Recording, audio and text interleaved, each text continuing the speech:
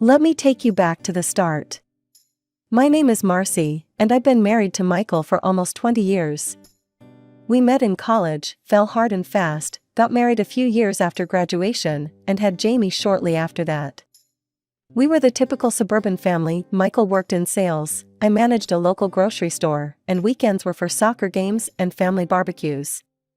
That particular November morning was supposed to be like any other.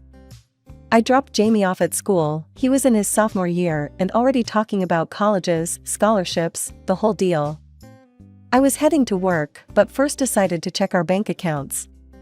We'd been saving for Jamie's college in a separate account, something we both promised to contribute to regularly. Michael had been a bit secretive lately, saying he was working on a big deal that would benefit all of us. I trusted him, maybe too much. So, there I was, sitting in the car outside the store before my shift, logging into our online banking. What I saw, or rather, didn't see, hit me like a ton of bricks. The balance was zero. Not low, zero. Panic set in first, then confusion. I dialed Michael immediately. Michael, where's the money in Jamie's college fund? My voice was more of a whisper, scared of the answer. What? Babe, calm down. What money are you talking about? His voice had that irritatingly calm tone that always signaled trouble. Marcy, I haven't touched it. Maybe there's some mistake with the bank. Check again. I logged in again, hoping to see a different number. But nothing changed. No mistake, it's all gone. What the hell is going on? Look, I don't know, okay? I'll sort it out. Just go to work, and we'll talk later. He hung up before I could argue further. But I couldn't let it go. I called in sick, turned the car around, and drove straight to the bank. The manager, a nice woman named Janice who knew us personally, pulled up the records. The color drained from her face as she turned the screen toward me. There had been transfers, large ones, to various accounts over the past few years. All authorized by Michael. I stormed out of the bank, drove home, and waited for Michael. When he walked through the door, the look on his face told me he knew he was caught. Marcy, before you say anything. Save it, Michael. Years? You've been stealing from our son for years? My voice was loud enough to shake the pictures on the walls. Stealing? No, I was investing it. In a business, for us. It was supposed to be a surprise. A surprise? You surprise someone with a birthday party, not by draining our son's future. How could you do this to us? I was yelling now, each word sharp and bitter. He started to say something, but stopped when he saw the look on my face. He knew this was different, this was serious. I need to think. I can't even look at you right now. I walked away, my mind swirling with betrayal, anger, and the terrifying question of how we were going to afford Jamie's college now. The next morning, my mind was still racing. Michael was already at the kitchen table when I walked in, his mother, Gloria, sitting beside him with a cup of coffee in her hands. The air was thick with tension, and I could tell this wasn't going to be an easy conversation. Michael, I want every penny put back into Jamie's account today, I said, my voice steady but firm.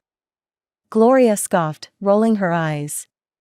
Oh, please, Marcy, don't be so dramatic. Michael was only trying to help the family. I turned to her, shocked by her dismissal. Dramatic? It's our son's future we're talking about, Gloria. How can you just sit there and defend him?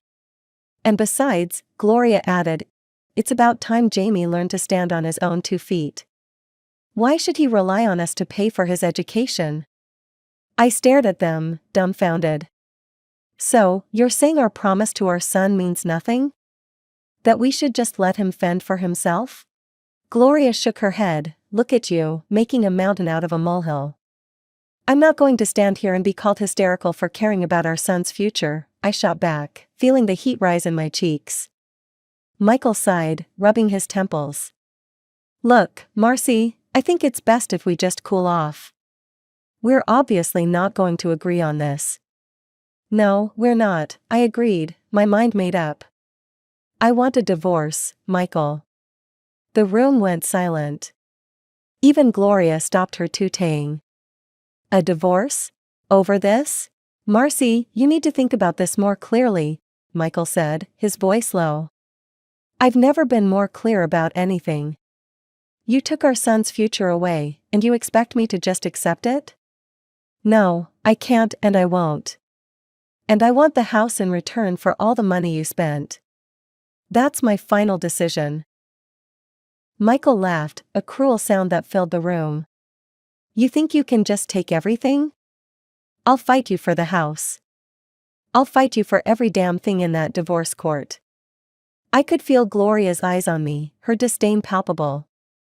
But I was beyond caring what she thought. Fine. Fight all you want. But I'm done here. Come on, Jamie, we're leaving. I called out to my son, who had been waiting in his room, probably overhearing everything. As Jamie and I gathered our things, Gloria's voice followed us. You're making a mistake, Marcy. You'll see. You'll come crawling back. I didn't even turn around. With every step towards the door, I felt a small piece of my old life fall away, but I also felt a strange sense of freedom. Jamie and I got into the car, and I drove us to my parents' house. We were together, and that's what mattered. A week had barely passed when Michael and his mother, Gloria, decided to storm into my parents' house like they owned the place. I was in the kitchen, helping Mom with dinner, when I heard the front door slam open. There they stood, Michael looking smug and Gloria red-faced with anger. We've hired the best lawyers, Marcy, Michael announced as if he was declaring war. And they're going to prove that my mother funded the purchase of our house. So, you might want to reconsider your demands, unless you want to lose everything. Gloria stepped forward, jabbing a finger in my direction. Yeah, and you better just forget about the money Michael took. Accept the divorce and the house split 50-50, or we'll make sure you and your son end up with nothing. Listen here, Michael, I shot back, my voice steady despite the anger boiling inside. I was the one who made the initial payment on that house. We both know that. Your mother's claim doesn't change the truth. Gloria's face turned an even brighter shade of red. Lies. My money bought that house, and we're going to prove it. When we're done with you, you'll be begging on the streets. Michael nodded, backing up his mother's venomous words. It's time you face reality, Marcy. You and your son will be out of that house before you know it. My mother, who had been silent until then, finally spoke up. You have no right to come into our home and speak to my daughter that way. Get out, now. But Gloria wasn't done. She scoffed and turned her rage towards me again. You think you're smart, huh? Well, let me tell you something, young lady. It's not just about the house. You're going to lose everything because of your stubbornness. That was when my father stepped up, his presence towering over both Michael and Gloria. I think you've said enough. Both of you, get out of my house now, or I'll throw you out myself. They hesitated, Michael's arrogance fading as he met my father's unwavering gaze. Gloria tugged at his arm, muttering something under her breath as they turned to leave. Once they were gone, the house fell silent except for the sound of my racing heart. My hands were shaking, and I could feel tears threatening to spill over.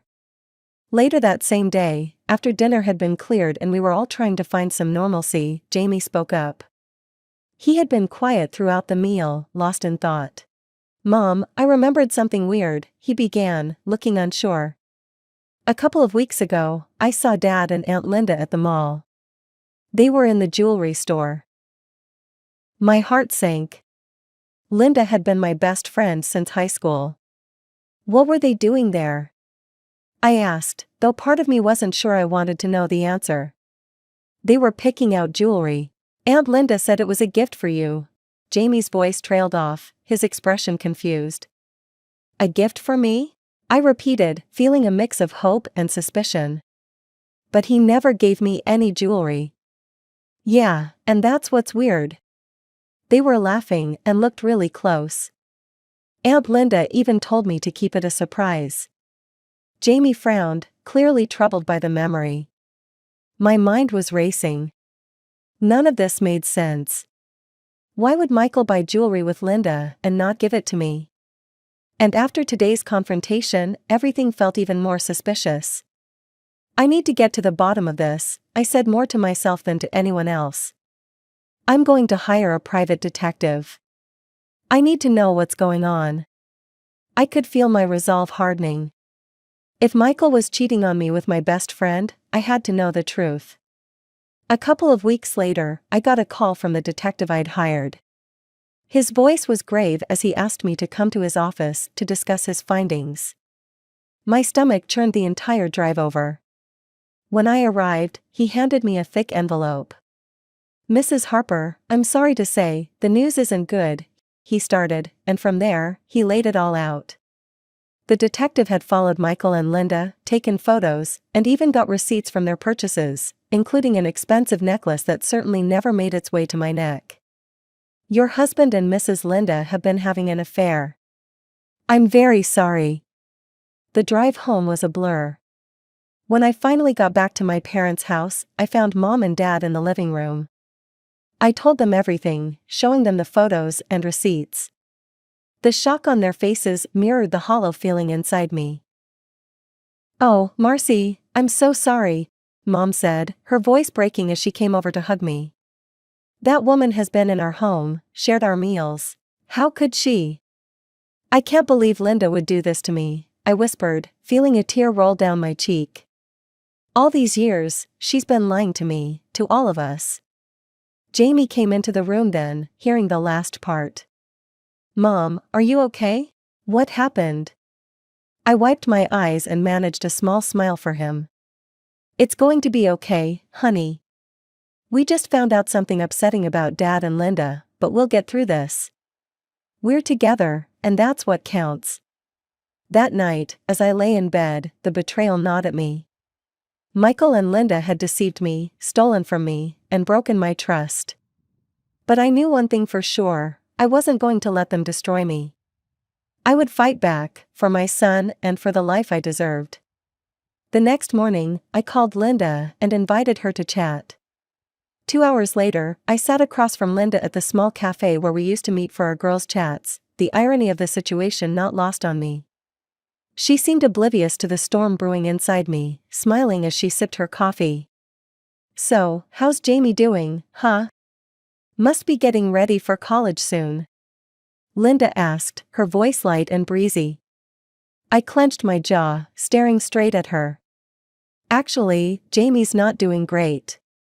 He's been robbed by his father's mistress." Her smile faltered, and she set down her cup, a flash of guilt crossing her face. "Marcy, what are you talking about?" "I know about you and Michael, Linda. I've seen the proof." I leaned forward, my voice low and steady. Her face drained of color, her eyes dropping to the table. "Marcy, I can explain," she stammered, fidgeting with the new ring on her finger. I pointed at her ring sharply. "That ring you're wearing? It was bought with money meant for Jamie's education. Money that Michael took from our life savings." Linda's eyes filled with tears, her voice barely a whisper. "I didn't know, Marcy. He told me he was getting a divorce, that you two were practically done." I scoffed, the anger and betrayal churning inside me. "And you believed him? After all these years, you just took his word and didn't think to ask me? To think about Jamie?" She wiped at her eyes, nodding slowly. "He said he would leave you the house and everything in it. He told me he made enough money to cover it all and that he wanted to leave with dignity." "That's a lie, Linda. He's left us with nothing. There's another woman, too, someone from his work. Did you know about her?" The words were like venom, but they needed to be said. Linda shook her head, her face crumpling as she began to sob. "No, I didn't know. I'm so sorry, Marcy. I've been so stupid." For a moment, I just watched her cry, the years of friendship battling with the raw, fresh wound of her betrayal. Then, slowly, I felt my anger start to subside, replaced by a weary sadness. Look, Linda. I don't know if we can ever go back to how things were. But I appreciate you being honest with me now. She took a deep breath, nodding as she pulled off the ring and slid it across the table. I'll give you everything back. The jewelry, the car he bought me. It's the least I can do. It won't cover everything. The money's gone, and Jamie's future is up in the air. But it's a start. We sat in silence for a moment, the weight of everything pressing down on us. Then Linda looked up, her eyes red but resolute. Let me help, Marcy. Let's figure this out together. For what it's worth, I want to make things right. We spent the next hour talking, not about the past, but about what we could do moving forward. Linda handed me the keys to the car Michael had bought her, along with a bag containing the jewelry. I'll do whatever it takes, Marcy. I owe you that much. The morning after my heart-to-heart with Linda, my phone buzzed early. It was Linda again, sounding more urgent than ever. Marcy, you're not going to believe this. Michael's company is throwing a big bash for his promotion tonight. It's at that fancy place downtown. Everyone will be there, including all the big bosses. That evening, we arrived at the restaurant, a sleek, modern place filled with Michael's colleagues in high spirits. I spotted Michael, laughing and clinking glasses, the picture of success. Seeing him like that, so carefree, fueled my resolve. Linda nudged me. Ready? As I'll ever be. Before I could second-guess myself, I stepped forward just as Michael caught sight of me. His smile vanished, replaced by a scowl. What the hell are you doing here, Marcy? You need to leave. Now. His attempt to intimidate me in front of his peers only made me stronger. Actually, I'm here to congratulate you, Michael. Mind if I borrow the spotlight for a moment? His confusion was palpable as he hesitated. His boss, Mr. Carlson, noticing the exchange, gestured for me to continue. Please, let's hear what Marcy has to say. With all eyes on me, I moved towards the front where a projector was set up for presentations. Thank you, Mr. Carlson. The murmurs began as I clicked the remote, and images flashed on screen, photos of Michael and the financial director, cozy and compromising. The crowd gasped, and whispers filled the air. Not only has Michael been unfaithful to his family, but he's also been stealing from the company. Here are the financial records to prove it. The next slides showed documents, clear as day, detailing the fraud Michael and his mistress had committed. The room erupted into chaos. Michael tried to protest, his face turning red. This is nonsense. She's just a scorned woman. But Mr. Carlson, who had been examining the documents closely, silenced him with a raise of his hand. Enough, Michael. If these documents are real, you've not only betrayed your family but also this company. He turned to the financial director, who was now as pale as a ghost. And you, Jessica, will need to explain a lot. Security will escort you both out until we sort this out. Consider yourselves suspended, effective immediately. Michael looked like he'd been slapped, his eyes darting around the room, finding no allies. He glanced at me, fury and disbelief in his eyes. But I wasn't done yet. I trusted you, Michael. More than that, I loved you. We built a life together, a family. And you threw it all away. I hope it was worth it. With those final words, I walked away, Linda at my side, her hand squeezing mine in support. The last thing I heard was Mr. Carlson calling for calm as we exited the building. After Michael and his mistress were fired, they had to return all the stolen money to avoid a lawsuit, a small victory in the grand scheme but a victory nonetheless. Now, I was bracing myself for the biggest fight yet, the divorce and the battle for our house. I sat there with my lawyer, papers neatly stacked in front of us. Michael and his lawyer were across the room, looking less confident than usual. Gloria sat right behind him, her eyes shooting daggers across the room at me. As the judge entered, everyone rose, the room steeped in formality. Please be seated. the judge commanded, and the session began. My lawyer presented the case succinctly. Your Honor, we have clear evidence of Mr. Harper's infidelities and misuse of the couple's joint finances. We have bank records, photographic evidence, and testimonies confirming that Mr. Harper diverted family funds to support extramarital affairs. The courtroom was silent, all eyes on us as we presented each piece of evidence. Michael's face grew paler with every document displayed. Then it was Gloria's turn. She stood, almost trembling with fury. Your Honor, this is all lies. My son is a good man. It's Marcy who drove him to do what he did. Besides, the house they lived in was bought with my money. Her voice was shrill, desperate. I clenched my fists under the table, trying to maintain composure. Mrs. Harper, do you have any proof of your claims about the house? The judge asked, his tone skeptical. Well, I don't have the papers here, but it's true, she stammered. My lawyer then stepped up, handing a stack of documents to the judge. Your Honor, these are the bank statements and mortgage payments clearly showing that it was, in fact, Marcy who made the initial down payment and subsequent mortgage payments from her personal account. The judge nodded, examining the documents carefully. Michael whispered something to his lawyer, a look of defeat settling over him. Then, the unthinkable happened. Gloria, unable to contain herself, stood up and shouted, "This is all your fault, Marcy. If you'd been a better wife, my son wouldn't have needed other women." The courtroom erupted into murmurs. The judge banged his gavel. Order! Mrs. Harper, one more outburst like that and I will have you removed from this courtroom. Gloria sank back into her seat, muttering under her breath. After reviewing everything, the judge finally spoke. Having considered all the evidence presented, it is clear that Mr. Harper has not only been unfaithful but has also significantly mismanaged marital funds. Therefore, the court rules in favor of Mrs. Harper. The house will remain under her ownership, Mr. Harper will return 50% of the misused funds, and additional compensation for emotional distress will be awarded to Mrs. Harper. Michael looked like he had been punched in the gut, his head hanging low. Outside the courtroom, I took a deep breath of free air. It was over. The lies, the deceit, the years of hidden betrayal, finally out in the open and judged accordingly. Jamie had been there, in the courtroom, seen it all. His father's and grandmother's disgraceful behavior left an indelible mark on him.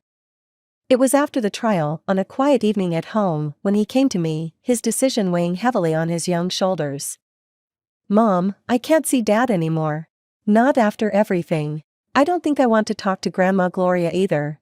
Jamie's voice was firm, resolute even, but I could see the pain flickering behind his eyes. I pulled him into a hug, my heart aching for him.